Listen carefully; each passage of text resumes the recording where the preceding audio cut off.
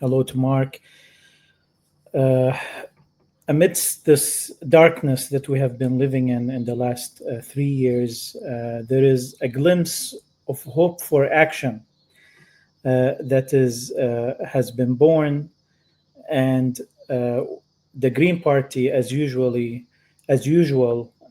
among or amidst all the silence, the deafening silence of the political elite in the United States, has always been the outspoken to defend its values and principles, among which is the peace.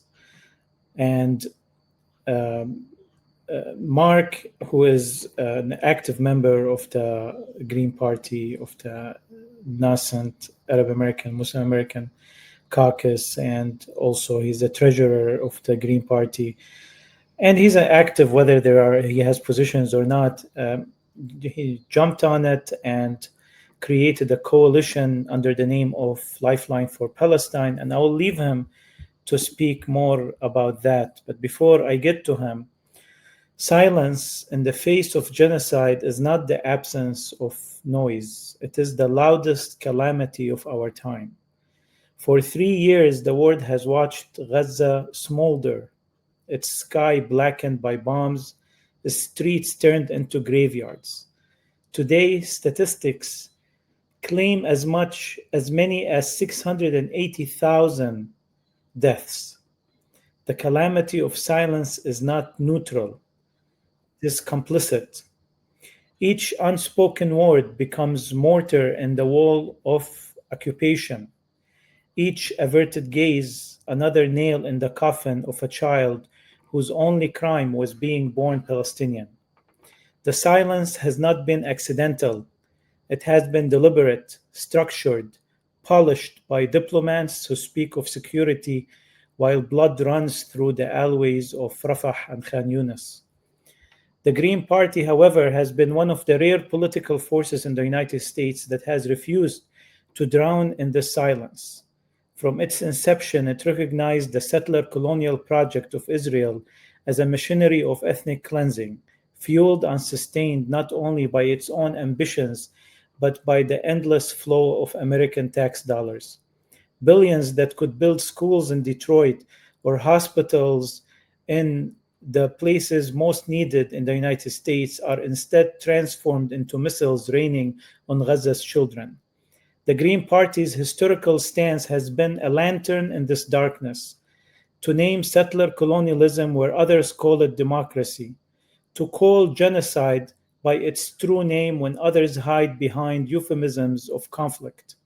The calamity of silence is the sound of homes being pulverized while television screens show sports highlights. It is the muffled cry of a mother holding the shattered remains of her children while newspapers debate proportionality. It is the deafening quiet in Congress, broken only by unanimous votes to send more weapons, more aid, more fuel for the fire of ethnic cleansing. It's a modern day Holocaust like we've never seen before. And yet, the Green Party has chosen another register, to stand in solidarity with the oppressed, to lift its voice even when drowned out by the roar of bipartisan war machines. Its opposition to US complicity is not new, but rooted in a moral tradition that rejects colonialism, apartheid, and ethnic cleansing in every form. Where others have bartered away truth for political expediency, Greens have stood firm, bearing witness, saying, no more silence, no more complicity. That is why the stance matters, because history will not only judge the killers, it will judge the silent. The Green Party's voice, though smaller, carries the weight of consciousness. It insists that the American taxpayer must not be made the financier of genocide, that every dollar spent on bombs is stolen from the possibilities of life. It's a call not merely to speak, but to act, because silence, when genocide screams, is itself a crime. The calamity is real, but so is the possibility of resistance. The Green Party's refusal to be silent is a reminder that even in an empire of noise and propaganda, truth can still be spoken and silence can still be broken.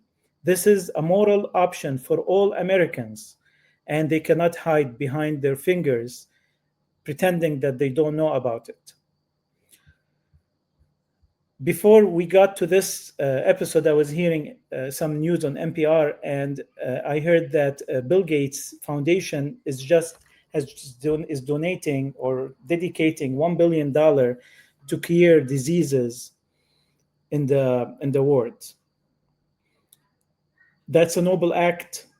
It will stretch the lifeline of children, of mothers, of fathers who might otherwise slip away to malaria, to viruses that have plagued humanity for centuries.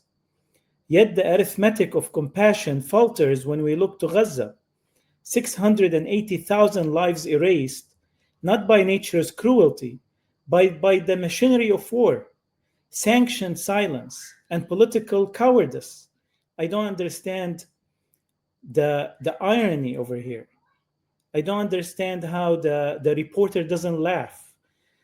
Life is not lost to bacteria or parasites in Gaza, but to bombs, blockades, and indifference of people, not even natural. The world applauds philanthropy when it inoculates against disease, but where are the vaccines against genocide? What is the antidote to the world's shrug in the face of mass killing? To value life in one corner of the globe while turning away from the mass graves in another is not compassion. It is selective morality, and it's a type of evil. The truest cure we need is not only medical, but we need a moral cure. And Bill Gates, among other fellows who have been silent about genocide, they need the cure themselves more than any child in Africa from malaria.